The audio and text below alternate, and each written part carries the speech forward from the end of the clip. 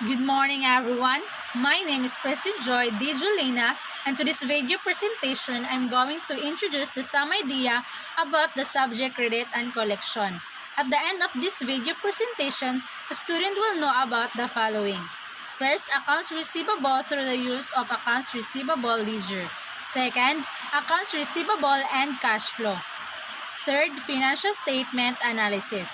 Fourth, credit scoring and the organization. Fifth, application scoring theory. Sixth, application processing.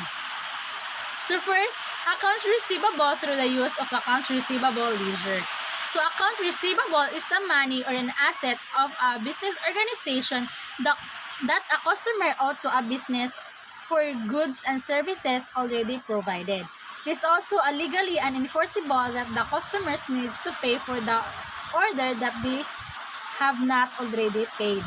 Ito po yung pera na matatanggap ng isang organisasyon galing sa customer nila that already provided.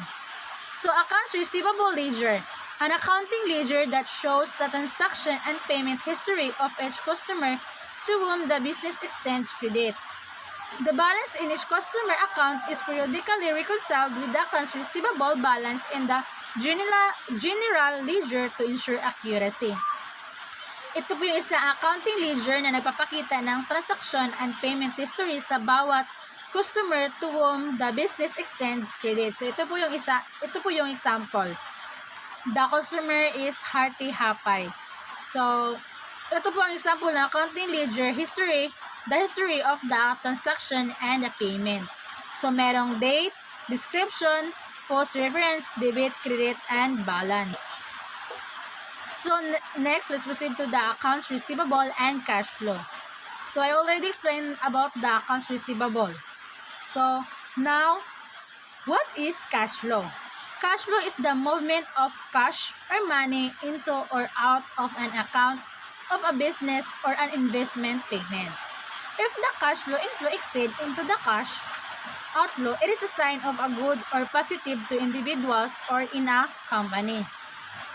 So the importance of cash flow, it is enables to settle debts, reinvest in its business, return money to shareholders, pay expenses, and provide a buffer against future financial challenges. At what Ed Scarpet said about cash flow, it is essential to the survival of a business. It is important that businesses and individuals manage their cash flow carefully because if they will not, they will be bankrupt.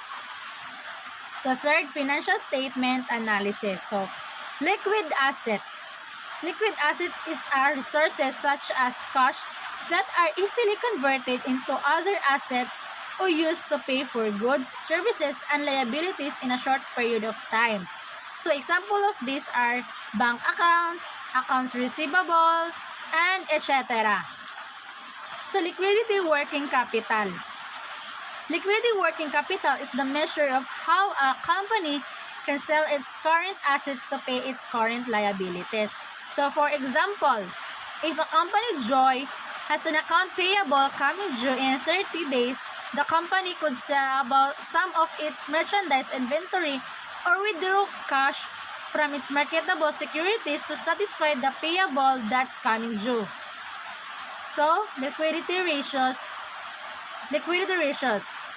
It is an important part of a financial matrix used to know the ability of a debtors to pay the current debt obligation without using or getting the capital.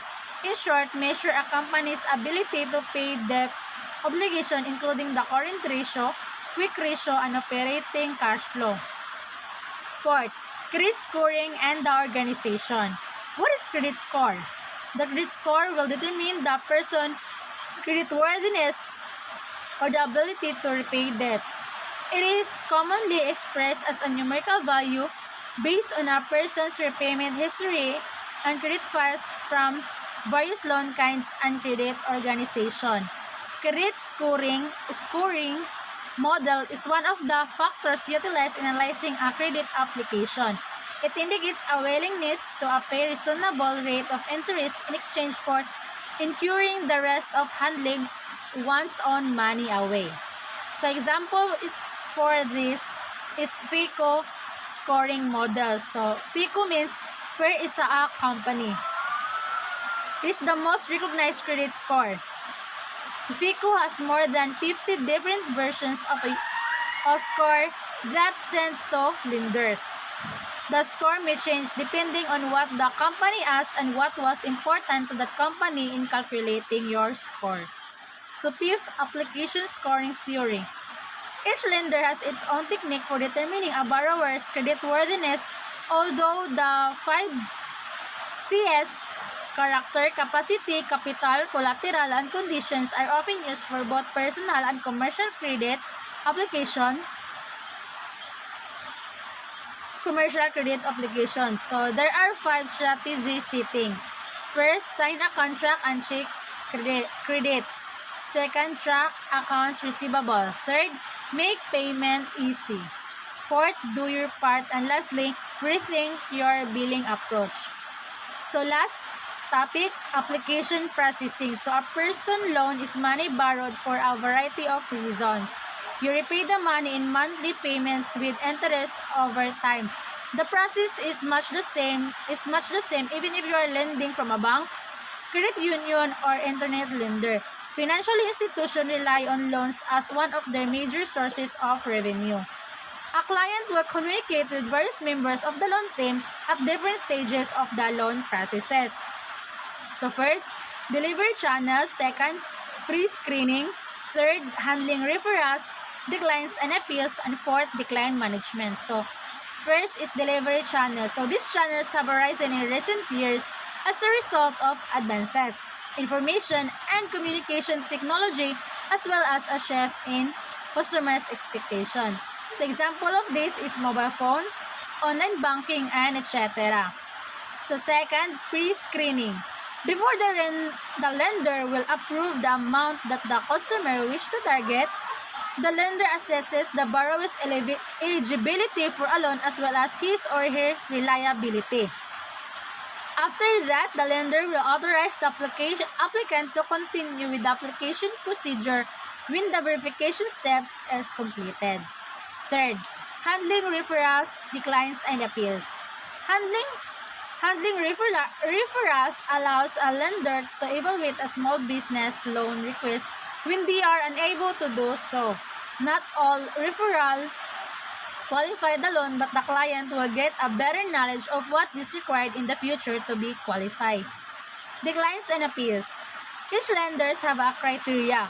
When lender refuses your application due to a mistake on your credit report or elsewhere in your application, you can request a review of a problems eligible for appeal by submitting a written description of the problem. Fourth, decline management. Liquidity constraints is a consequence of a customer's poor liquidity or a deterioration in creditworthiness. Assessing the liquidity risk profile is an important component of the credit process. That would be the reason why there are some requests or application to loan but decline. The lender you pick determines what paperwork you need when applying for a personal loan. That would be my summary presentation about the subject credit and collection. Hopefully, you learned some of this topic. Thank you.